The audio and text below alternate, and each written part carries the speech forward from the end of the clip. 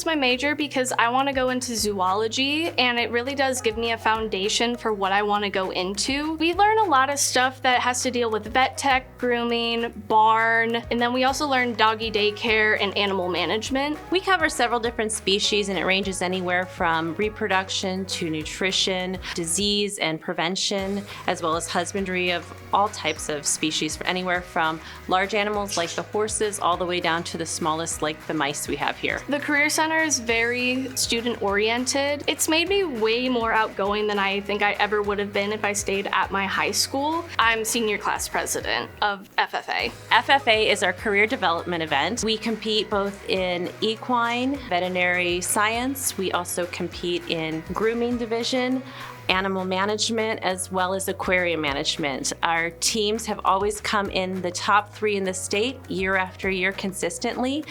We've been to the national competitions for the last 5 years that we've been here. We are earning college credits from this class, and I'm also earning college credits outside of this class in AP Calculus and College English. We have several different certifications that you can earn through the animal care program. We get OSHA, we also get animal care training, then we also get certified in CPR, and that's for animal and human CPR. After graduation, guessing about 90% go into post-secondary.